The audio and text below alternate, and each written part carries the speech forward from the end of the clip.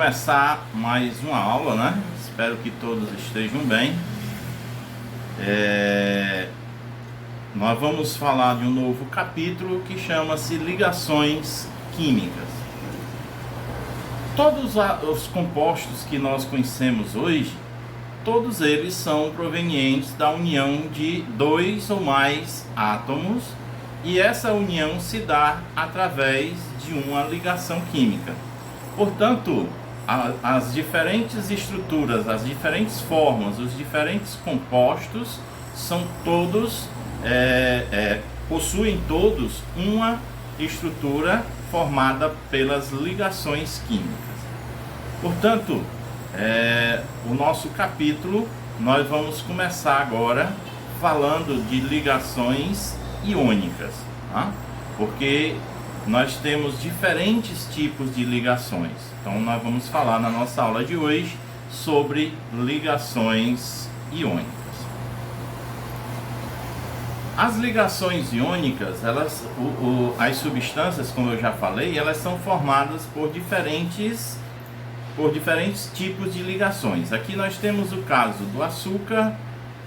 Aqui embaixo a água oxigenada, nós temos o troféu aqui da FIFA e temos um sal de cozinha. Então temos diferentes substâncias, porém essas substâncias são formadas por diferentes tipos de ligações, porém todos têm em comum ter ligação química.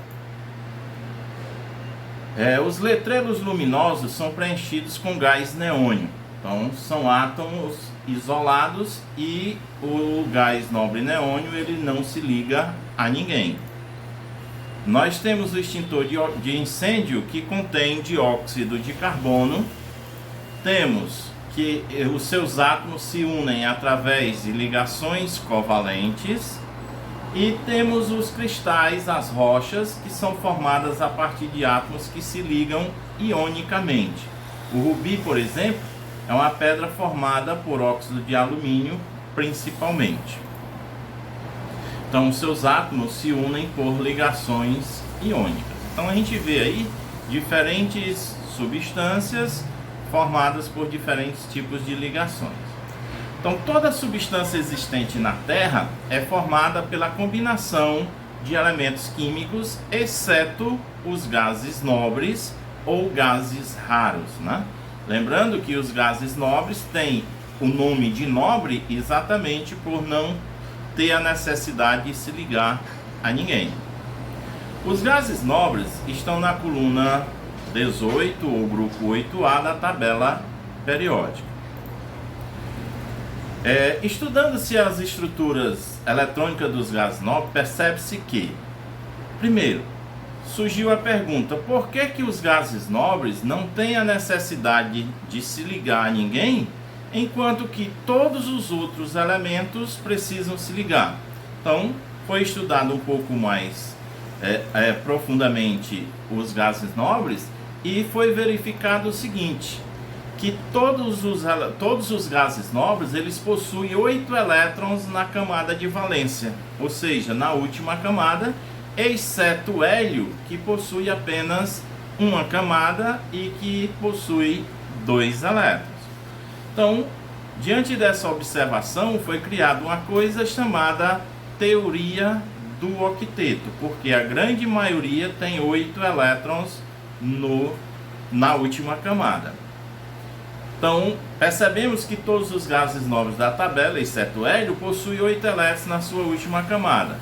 Como esses gases pareciam não formar ligações com outros elementos, foram chamados de gases nobres pelos cientistas.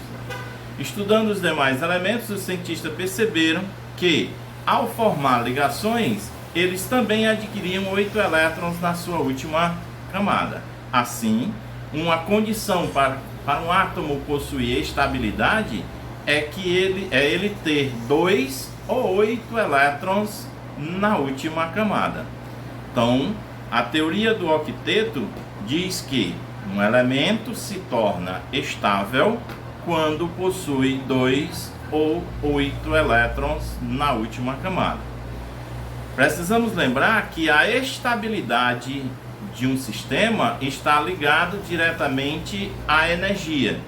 Portanto, quanto mais estável, menos energético é o sistema. Portanto, menos energia tem esse sistema. Então, para que um gás nobre, para que um elemento se torne estável, ele precisa adquirir a configuração de um gás nobre, que dessa forma ele se torna mais estável e aí não precisa se ligar a mais ninguém. Então, isso é o que nós chamamos de teoria do octeto. Um átomo, para adquirir estabilidade, deverá possuir camada fechada, isto é, está com 8 elétrons na sua última camada ou 2 elétrons na camada K, desde que esta seja a camada de valência, ou seja, a camada K seja a única camada, tá? Então nós temos, por exemplo, os elementos do grupo 1A.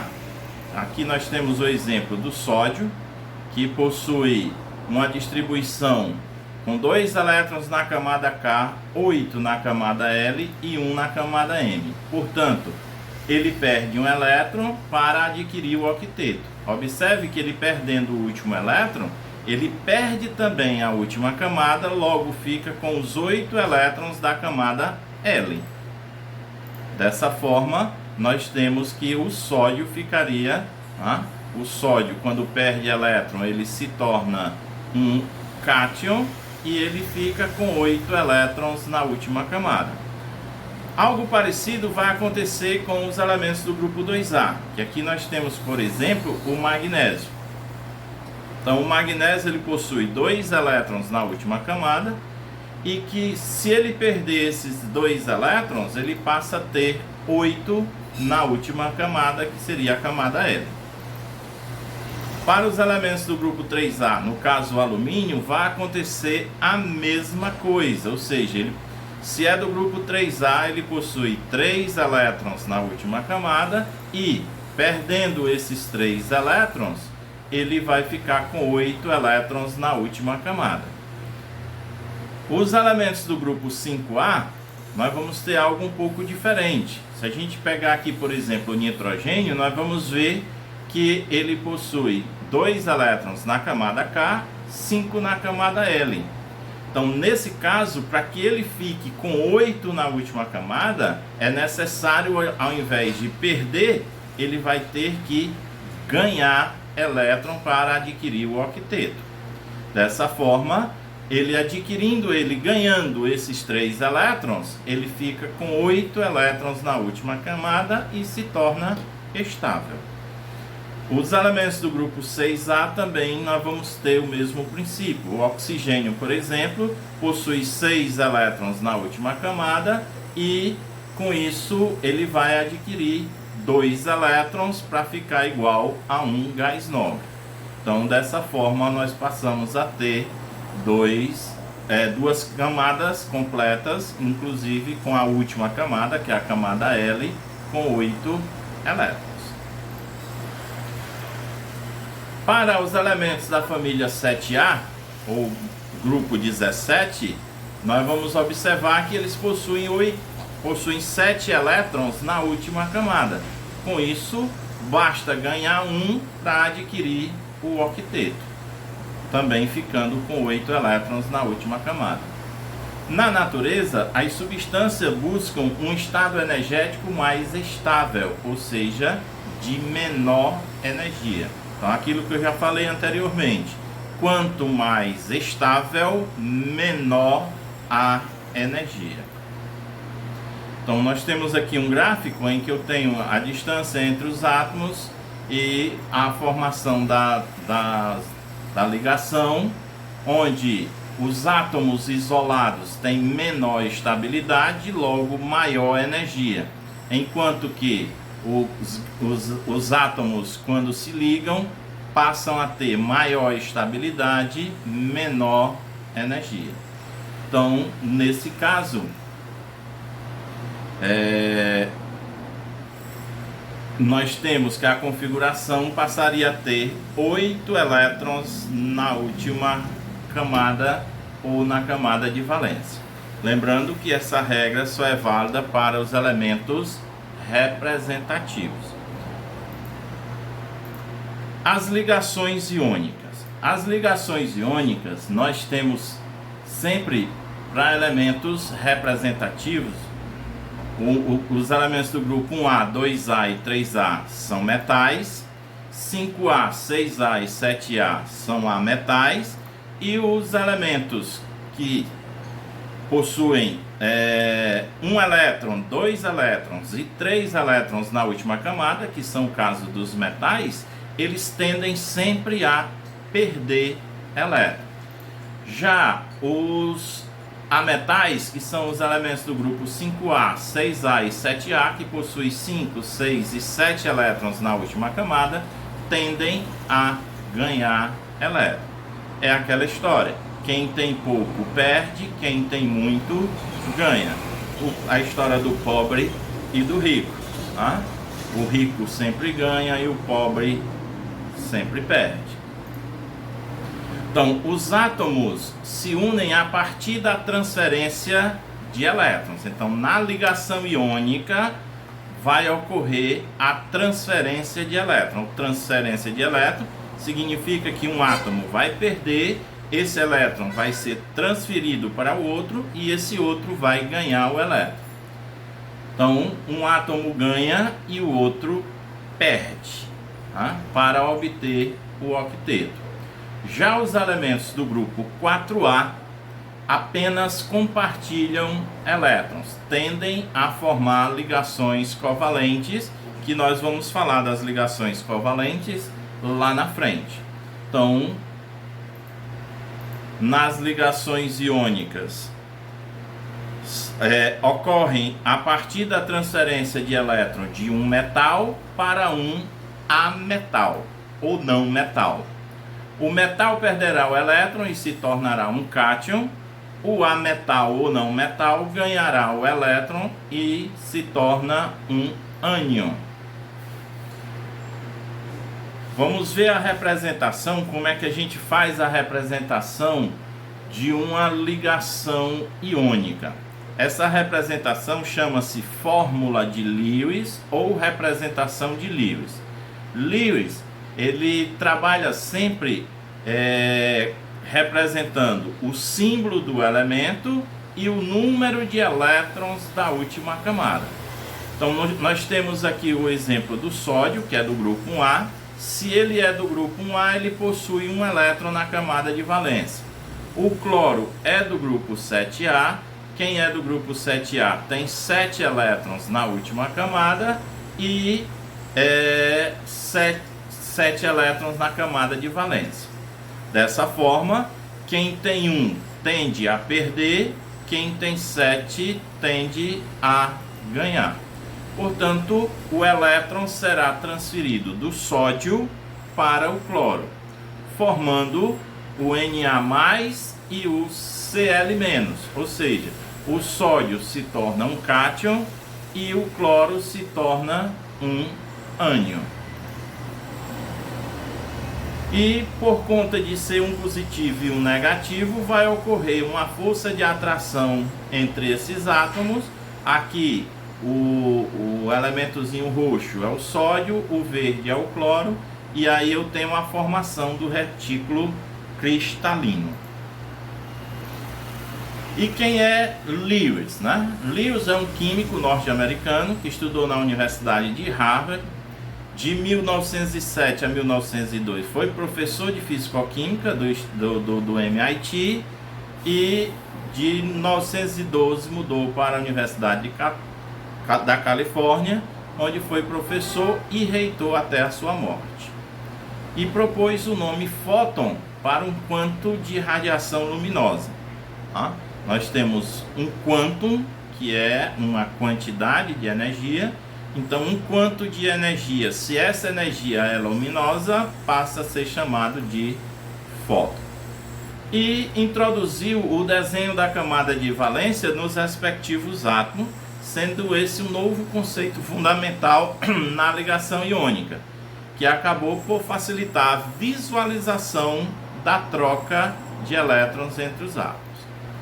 Então, Na ligação iônica, ela também é chamada ligação eletrovalente ou eletropolar, e as substâncias são neutras, pois as cargas se anulam. Então, se eu tenho um cátion e um ânion, eu tenho duas cargas opostas e que elas se anulam, logo a substância é neutra. Um outro exemplo aqui, nós vamos ter a ligação entre o magnésio e o cloro.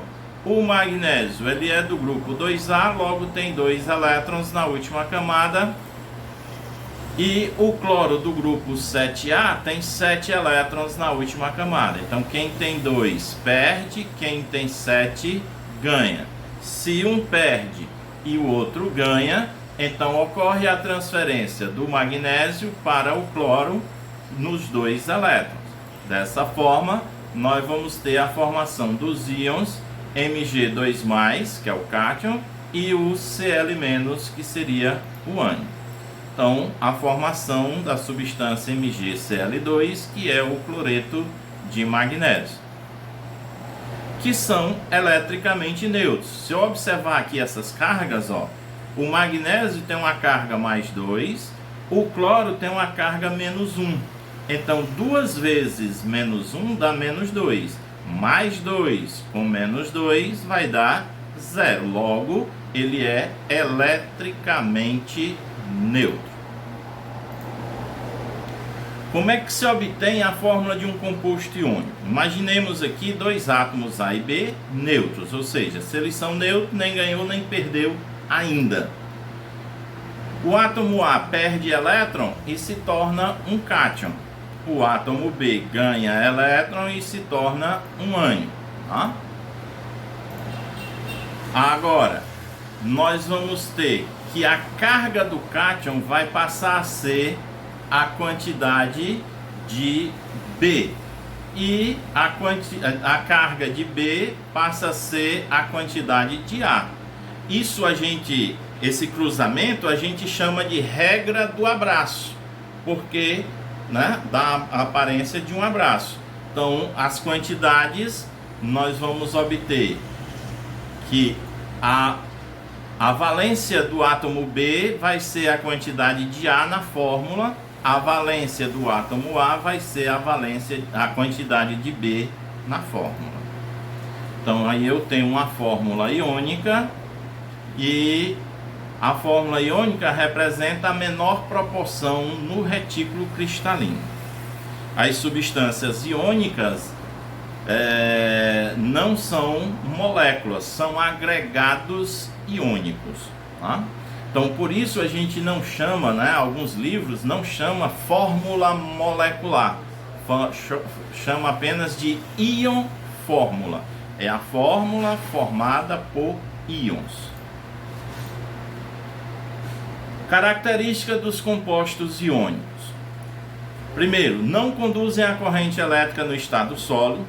Os íons, ao se ligarem, neutralizam as suas cargas e impede que a corrente elétrica flua de um polo positivo para um polo negativo. Conduzem corrente elétrica quando fundido ou em solução aquosa. Quando você derrete um composto iônico ou dissolve esse composto em água, aí sim ele passa a conduzir a corrente elétrica. Ao acontecer o processo de fusão ou solvatação, fusão é quando é fundido, solvatação é quando se dissolve em água. Os íons separam-se, permitindo a passagem da corrente elétrica. São sólidos, na grande maioria dos compostos iônicos, eles são sólidos a temperatura ambiente, por causa da força de atração entre o cátion e ânion. Ora, se tem cargas opostas, eles se atraem fortemente, e quanto mais forte é essa atração, mais caracteriza o estado físico sólido. Possui alto ponto de fusão e ebulição, ou seja, para se transformar em líquido ou gás, ele precisa quebrar essa força que se ligam. Então, como essa força é muito forte, eu preciso de altas temperaturas para que isso aconteça. Tá? Então, para romper as ligações iônicas é necessário adicionar muita energia, por isso o ponto de fusão e ebulição são altos. Fique atento, as substâncias iônicas são duras, mas quebradiças quando submetidas a impactos. Como a ligação iônica envolve a formação de íons de cargas opostas, as propriedades das substâncias iônicas dependem dessa atração dos cátions pelos ânions. A separação dos compostos iônicos em seus íons constituintes recebe o nome de dissociação iônica. É a quebra da força de atração entre eles. Então, quando eu consigo quebrar isso, eu tenho uma dissociação iônica. Para ocorrer a dissociação iônica, adiciona-se geralmente a água. Por que a água? Porque a água é o solvente universal. Então, ocorre aí a solvatação. Em solução aquosa, os compostos iônicos passam a conduzir a corrente elétrica. E como é que ocorre a solvatação, por exemplo, do sal de cozinha? O sódio, que é um cátion, ele é positivo. Então, para solvatar, ele precisa atrair várias moléculas de água, que aqui está representada por essas moléculas vermelho e branco, e vai ser atraído sempre pelo lado negativo da molécula da água. Nós vamos explicar melhor isso lá na frente, quando a gente falar de geometria molecular. Então, a molécula da água, ela tem um lado positivo e um lado negativo. Então, o sódio, por ser positivo, atrai o lado negativo da água.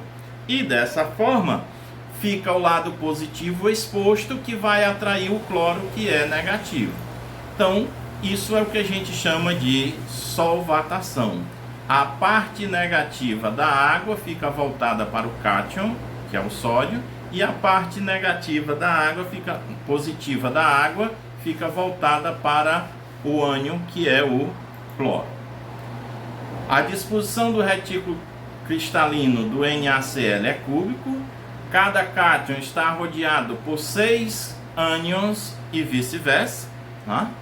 E por várias moléculas de água, tá? Então eu tenho aqui mais ou menos como é que seria a estrutura, ou seja, um cátion, sódio, ele vai atrair 6 átomos de cloro. Mas professor, aqui eu só estou vendo 4, mas imagine que vai ficar um átomo de cloro aqui na frente do sódio e outro átomo de cloro atrás do sódio.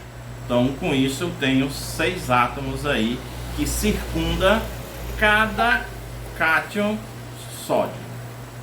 Os íons fora do plano foram ocultados para simplificar a visualização, né? Então eu tenho aqui, na verdade, eu tenho vários íons na frente e vários íons atrás, formando um cubo, tá? Bom, na tabela de cátions, nós vamos ter que os cátions normalmente eles são formados pelos metais, tá? Aqui eu não vou entrar em muito detalhe, que nós vamos falar bastante quando a gente estiver falando em funções inorgânicas. Mas, para a gente lembrar aqui, os cátions normalmente são os metais, ok? Então, a maioria dos elementos da tabela periódica são metais de transição e, como tal, possui cargas elétricas variável e que formam cátions. Aí eu tenho cátion monovalente, quando é mais 1, bivalente, quando é mais 2, trivalente, quando é mais 3, tetravalente, quando é mais 4. Temos também a formação dos ânions, que também não vou entrar no detalhe da tabela, basta que a gente lembre o seguinte: quem seriam os ânions? Seriam aqueles elementos que recebem elétrons, que são os elementos do grupo 5A, 6A, 7A, ou seja, são os ametais ou não metais. Consultando a tabela de cátions e ânion, qual o nome e a fórmula das substâncias formadas entre cálcio e flúor? Então, o átomo de cálcio é da família 2A, portanto tem 2 elétrons na última camada. O flúor é da família 7A e ganha um elétron para formar o octeto. Aí eu tenho que, pela regra do abraço, o mais 2 do cálcio passa a ser a quantidade de flúor e o menos 1 do flúor passa a ser a quantidade de cálcio. Lembrando que na regra do abraço eu não levo em consideração as cargas, ou seja, eu coloco os valores em módulo. Tá? Então dessa forma nós vamos ter o Ca1, que seria esse menos 1 em módulo. Aí quando é 1 não há necessidade de representar. E o F2, esse 2 do cálcio em módulo passa para baixo aqui, então forma o CaF2, que é o fluoreto de cálcio. Ok, galera? Então, para vocês, um grande abraço e até a próxima. Valeu!